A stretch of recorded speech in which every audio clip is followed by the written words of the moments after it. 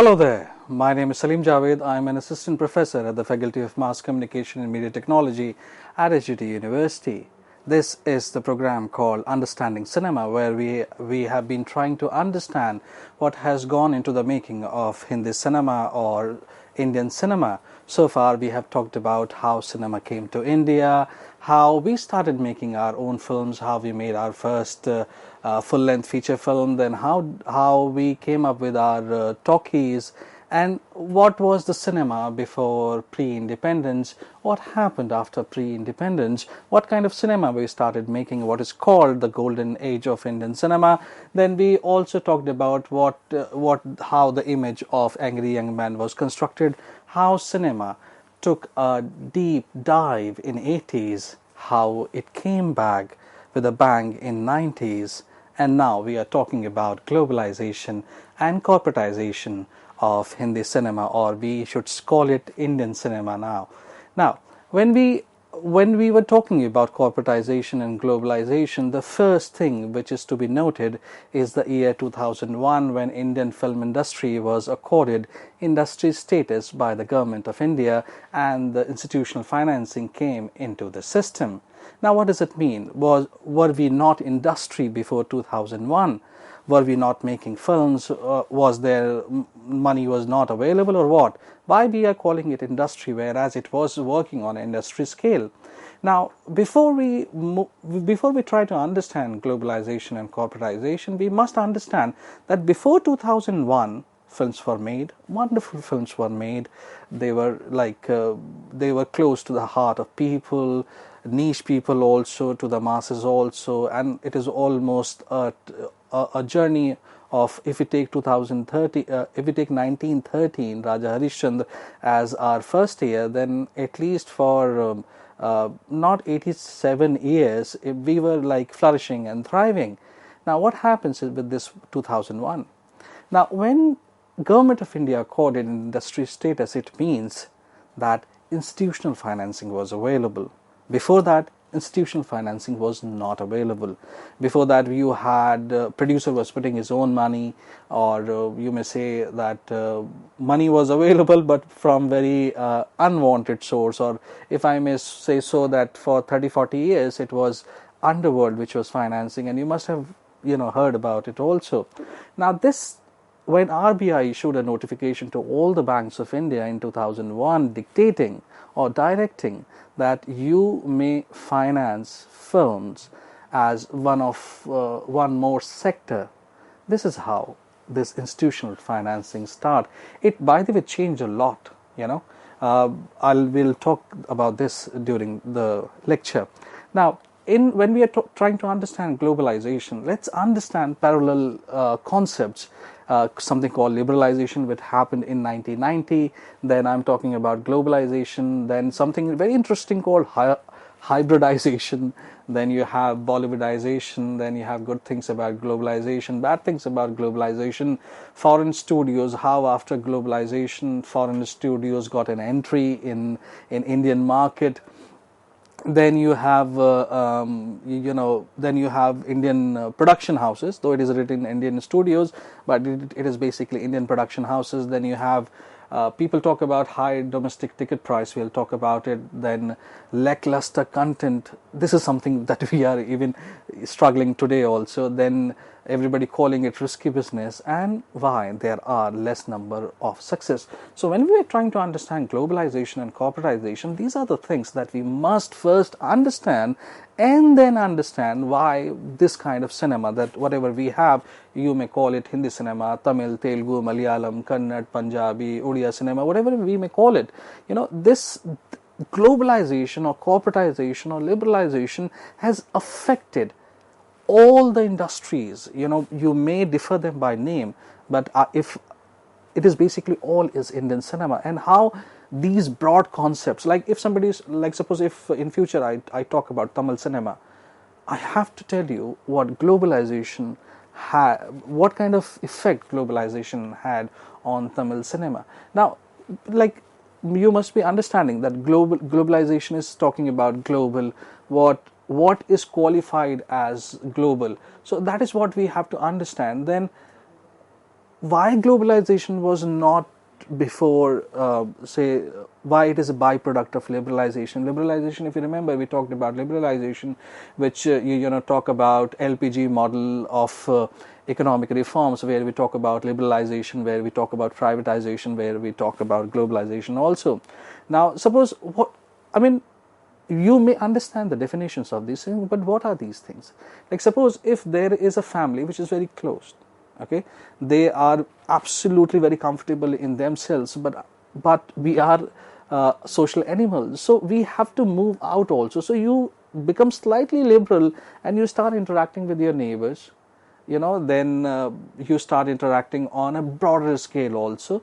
So take interacting with neighbors as liberalization, and when you are communicating with the entire city, or you maybe are known to the entire state also, so technically that becomes, you are more open to talk to people on a broader scale. So this is how globalization works.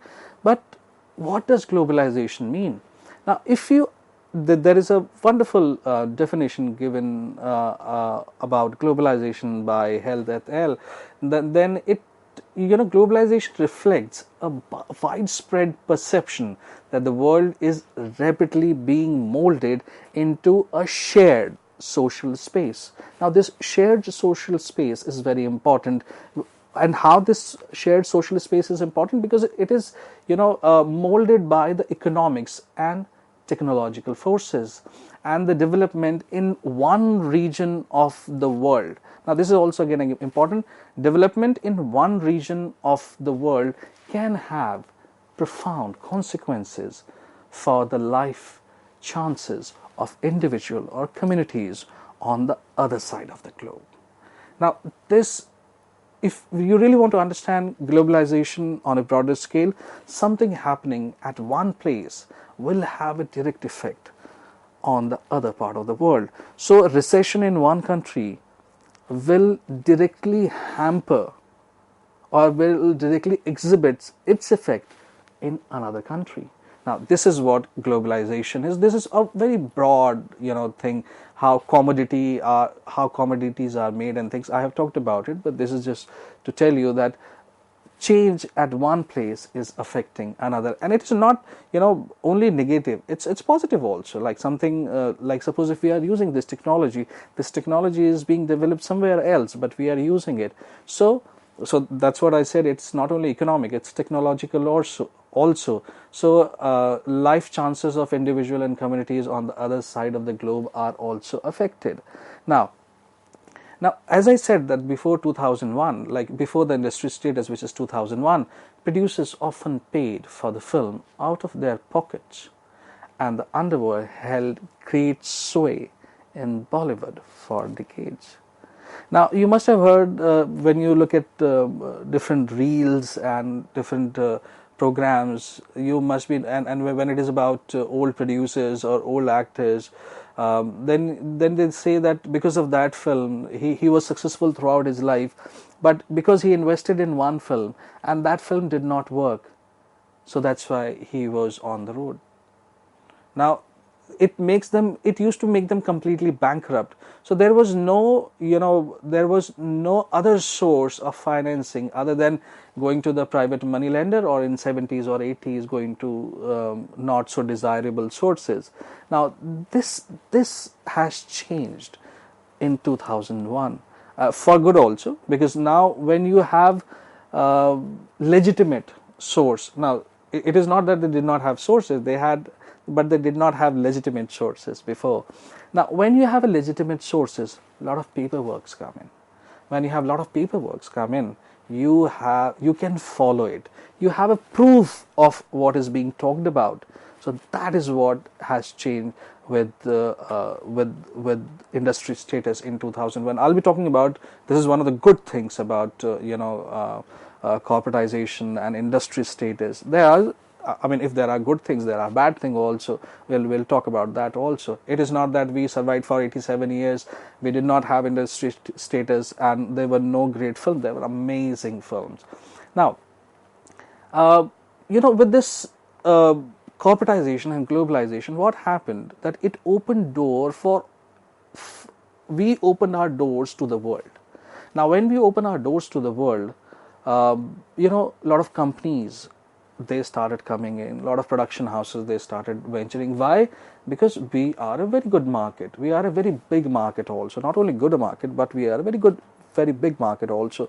So the moment you have this industry status in year 2002, the government, and very interesting thing, in year 2002, the government allowed 100% foreign direct investment, which is called FDI, in the film production, exhibition and distribution. Now, production and exhibition, you may take it on an Indian scale also, but when it comes to distribution, you can not only distribute and exhibit your films in India, you can do it abroad also. Now, again, this thing is that it does not mean that we were not taking our films out. Other than India, our films were seen, like there is a very interesting figure which says our films are seen in 70 countries in the world right now. So at least we were able to show our films in 15 or 20 countries before that. That's a logical deduction. Now, I give you a wonderful example of this, that it is not that our films were not shown. If you remember Mera Naam Joker, though it was a financial disaster for Raj Kapoor, but you will be amazed to know that the person who bought the rights, and it was outright sale. We'll talk about this, what is outright sale. For the moment, you understand that outright sale is, okay, I give you this film for this particular territory for this much of money, because Mera Naam Joker was already in losses. So the exhibitors, actually, the exhibitor, for that he was the distributor of the Russian territory. So the distributor and the exhibitors earned 10 times what the film earned in India had Raj Kapoor not sold the rights of Mera Naam Joker outright. It would not have been a financial disaster for Raj Kapoor, but Raj Kapoor was so disheartened by the fact that his film did not work, so he made an outright sale, and whatever money, 10 times money it made in Russia, Raj Kapoor did not get a single penny of that. So that it is not a very good example, that it is not that we were not showing our films, like Purab and Paschim did great job in UK territory and American territory also. Now, when you have 2002 and FDI, 100% FDI, a lot of foreign studios like Fox, Sony, Warren, Disney, they entered Indian market, and production houses such as UTV Software, Communication, Eros International Media, Reliance Entertainment, Viacom, 18 Motion Picture and Balaji Telefilm adopted a professional approach and started focusing on break even. And this break even, I'll just explain it, that what is break even before the release of the film. Now imagine that everybody, like the chart that I showed, where filmmaking is a risky business. Now imagine that if you have invested in money, if you have invested in film your money, and you are a producer, and you want it that I need to be secure before the release of the film. Ancillary rights, we'll be talking about ancillary rights also. There are different kind of ancillary rights. So not only you are selling your film to distributors and distributors selling it to state-wise exhibitors, you are also getting money through these ancillary rights. Now please understand, in 1980s or 90s, ancillary rights were different, but post 2000, and there was a big shift in the nature of ancillary right. Now this word break even, let's understand what is break even. Break even is, understand that if I have invested 100 rupees, and if I can secure at least 70 to 80 rupees before the release of the film, and then obviously I have a release also, and if by any chance film is not able to do wonders at the box office, which most of the films do not do, at least if it performs average, I am able to secure my money. At least if 100 I get a return, 110, 120, though from business point of view, it is not a good, it is not a good example to talk about, but from survival point of view, at least you have not made a loss in your account book. So this break even becomes very important, and it was like very, very important, and it started occurring more after we got the industry status. Like I have also talked about that if everybody is calling it a risky business, then how it has survived so long? So there is not so risky about few things also. Everybody talks about risky business, and it has been survived more than 100 years now in India. So is it in the spirit of the words only that it is called risky business? There are examples where people have ruined their life, but after corporatization and globalization, the case is not such as it was like before. Now, there is very interesting observation. There is something called globalization, and there is something called localization. Now, one of the studies says that the more globalized the content of a Hindi film, or not only Hindi film, of any industry for that matter. Today I'll be talking about Chinese film industry also and Hong Kong film industry also. I'll give you one very good example from a Chinese film industry, and one very good example from this South Korean film industry. Now, because they also have globalized, and they have also localized also. So what is the difference? So why do you say that something like this has globalized, and how do you say that something this particular example is an example of localized? I'll talk about when I'll be talking about which year which kind of films was released and what effect it had, whether they are absolutely globalized film or are they localized film. So I'll be talking about this. So it says the moment we are more globalized, our content of the cinema becomes more violent, sexual, it is more prone to crime and vice. Now, the same study says that if we localize more, if this part of the frame is called globalized, and if this part of the frame is called localized, so if you are in this globalized frame, the cinema is more violent, it's exhibiting more about violence, sexuality, crime and vice. And if you are localized, you depict high level of romance in your film. So we'll be talking about this, how thus is an example of globalized, but whereas Oye Lucky Lucky Oye is a very good example of localized. Now, there is another very interesting thing called hybridization or globalization. And now understand that if you have seen Salaam Bombay, which was released in 1998, or Mississippi Masala 1991, then you have Bandit Queen in the year 1994, Shekhar Kapoor directed this film. Then you have East is East, Earth, you have Monsoon Wedding, you have Warrior, then you have Asif Kapadia made Warrior, then you have Guru. Now, this is a cross category if you talk about globalization. Now, Salaam Bombay, if you look at this film, which was directed by Meera Nair, and Mississippi Masala also directed by Meera Nair. Now, this is about, there is a kid in Bombay, his life and everything, and then you have Mississippi Masala, which is about diaspora. Then you understand that it is not like typical film, which is where you have song, where you have romanticized it more. This is more kind of a slice of life. Now, Bandit Queen has taken inspiration from a dacoit, and how they have turned this wonderful film. East is East. Indians living abroad, their aspirations, their life, their day-to-day activity, it is East. It is there in East is East. You have seen Earth, Deepa Mehta, and how the partition is depicted. We have, like, suppose if there is a theme called partition, which is dealt in Earth. Now we are talking about trauma. We are talking about a particular time. But when you look at this film, you realize that there was something beyond what I have just talked about.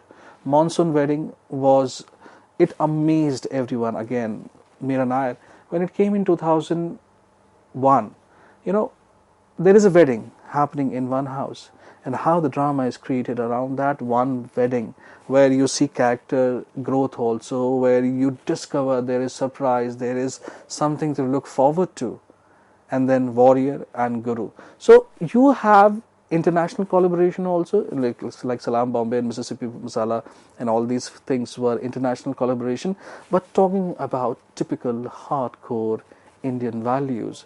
That's why it's called a cross category when it comes to Indian cinema. It's called hybridization. Now, hybridization is like, suppose, understand what is hybrid. Hybrid is that I have 3-4 things running for last 20 years, and I create a mix of that.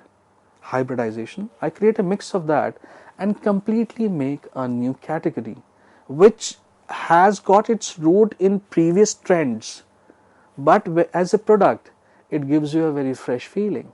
Now, very interesting concept, that Bollywoodization of Bollywood. Now, Bollywood, there are a lot of people who say that Bollywood is not a good term. It's a pejorative term. Now, again, it's something very different called Bollywoodization of Bollywood. Now, this is something which we need to be very cautious about. Now, when we talk about liberalization, when Indian market opened itself to the globe, so then we started taking our stars to abroad also. We started situating our stories in different countries. Then you have that in 1990s it emerged as a cultural industry.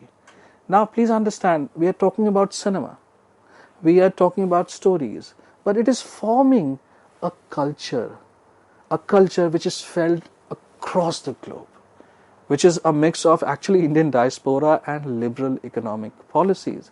Then this is the first phase. The second phase talks about now marketing of Bollywood abroad, embedding as a commodity, and as an example of soft power to the world.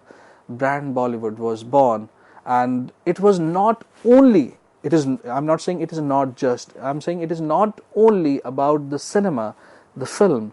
It was basically a kind of allure produced by a charismatic visual excess brought in by spectacles and choreography and costume and music. Thank you very much.